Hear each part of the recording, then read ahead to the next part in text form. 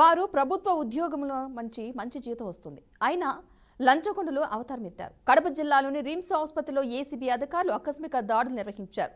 సదరం certificate మంజూరు కోసం 30,000 లంచం తీసుకుంటూ ఉండగా Sadarem wing superintendent Subbaiah, junior assistant Venkateswarlu ACB అధికారులకు రెడ్ హ్యాండెడ్గా పట్టుపట్టారు. బాధితుల ఫిర్యాదుతో అధికారులు వలపన్ని లంచం డబ్బు తీసుకుంటున్న సమయంలో వారిని అదుపులోకి తీసుకున్నారు.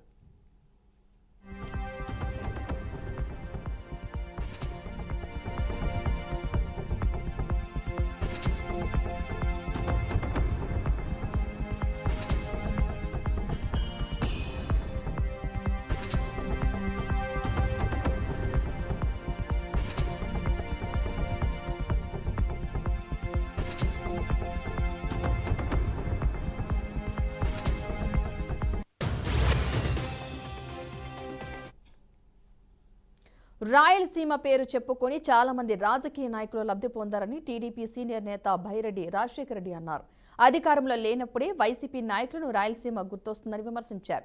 రాయలసీమకు న్యాయం చేసిన ఏకైక నాయకులు ఎన్టీఆర్ ఒక్కరే అని బైరెడ్డి వెల్లడించారు. వైఎస్ఆర్సీపీ నాయకులు పోతిరెడ్డిపాడు వద్ద బహిరంగ సభ ఏర్పాటు చేయడం విడ్డూరంగా ఉందని రాజశేఖర రెడ్డి ఫైర్ అయ్యారు. ఎదురు చూస్తూ ఇక్కడ కూడాను అన్ని ప్రాంతాలతో సమానంగా అభివృద్ధికి నోచుకుంటుంది, నిరుద్యోగ సమస్య తీరుతుంది అని రైతులు, యువకులు, అదే రకంగా రాయలసీమ వాసులు ఎదురు చూస్తూ వచ్చాం. ఎప్పుడోసారి మా బతుకులు తెల్లవారుతాయిలే, చీకట్లు తొలగిపోతాయిలే అని చెప్పి ఎంతో ఆశతో ఎదురు చూశాం. ఈరోజు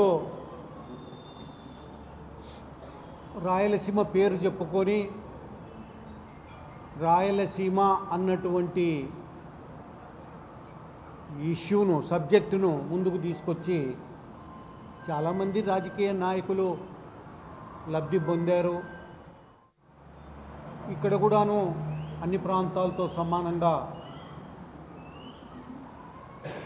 అభివృద్ధికి నోచుకుంటుంది, నిరుద్యోగ సమస్య తీరుతుంది అని రైతులు, యువకులు, అదే రంగారెడ్డి జిల్లా మైలర్దేవపల్లి పోలీస్ స్టేషన్ పరిధిలోని పల్లెచెరువు వద్ద విషాద ఘటన చోటు చేసుకుంది. విధి నిర్వహణలో భాగంగా పల్లెచెరువు ట్రాన్స్ఫార్మర్ వద్ద పనిచేస్తున్న ఆకునూరు సతీష్ అనే లైన్మెన్ విద్యుత్ ఘాతకానికి గురై మృతి చెందాడు. అధికారుల స్పందన లేకపోవడంతో మృతుడి కుటుంబ సభ్యులు, తోటి లైన్మెన్లు మైలర్దేవపల్లి విద్యుత్ సబ్స్టేషన్ వద్ద ఆందోళనకు గురవించారు.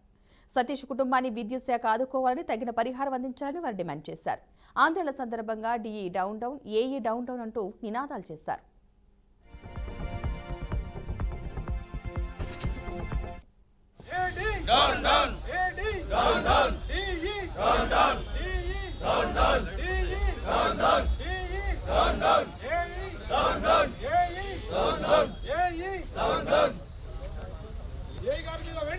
యాక్షన్ తీసుకోవాలి.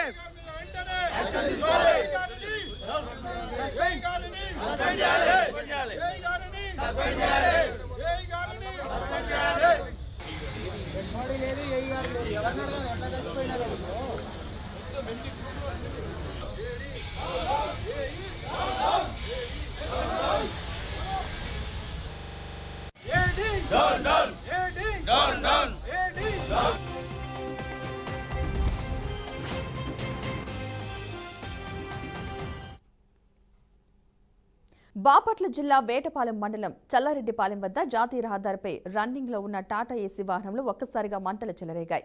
మంటలు పెద్ద ఎత్తున వ్యాపించడంతో వాహనం కొంత భాగం మంటల్లో కాలిపోయింది. డ్రైవర్ అప్రమత్తమై వాహనాన్ని అక్కడికక్కడ నిలుపుదల చేసి వాహనం నుండి కిందకి దిగి ప్రాణాలు కాపాడుకున్నాడు. ఫైర్ సిబ్బంది ఘటనా స్థలానికి చేరుకుని మంటలను ఆర్పివేశారు.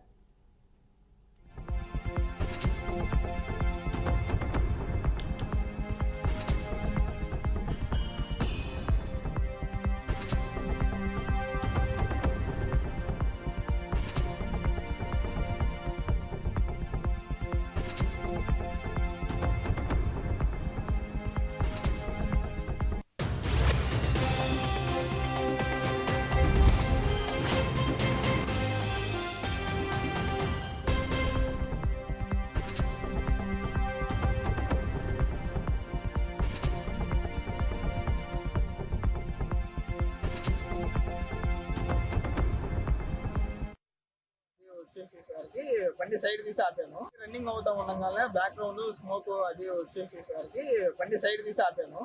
ఏం జరుగుతుందని కింద దిగి చూసేసరికి మొత్తం స్మోక్ వచ్చేసింది. కింద నుండి ఫైర్ వస్తుంది.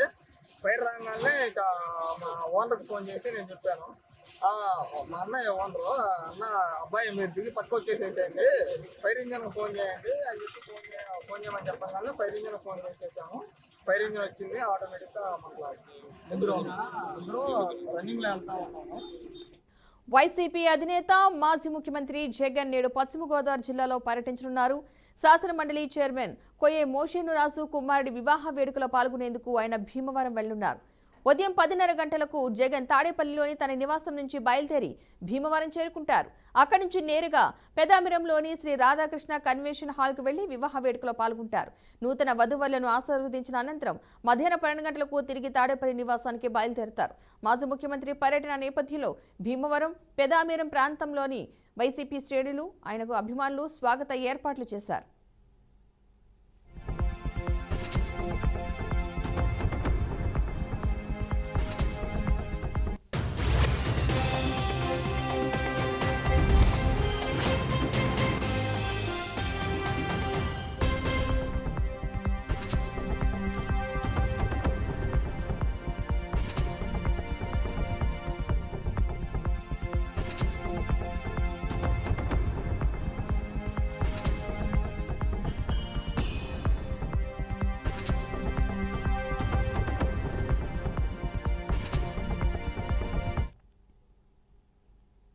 మార్కాపురం జిల్లా ఐటీడీఏలో టీఏగా పనిచేస్తున్న వ్యక్తి చెట్టుకు ఉరివేసుకుని ఆత్మహత్య చేసుకున్న సంఘటన మార్కాపురం జిల్లా డోర్నాల మండలంలో చోటు చేసుకుంది.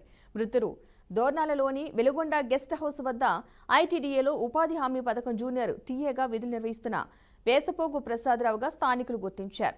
ఈ ఘటనపై సమాచారం అందుకున్న డోర్నాల ఎస్ఐ వెంకటరమణయ్య సంఘటన స్థలానికి చేరుకుని కేసు నమోదు చేసుకుని దర్యాప్తు చేపట్టారు.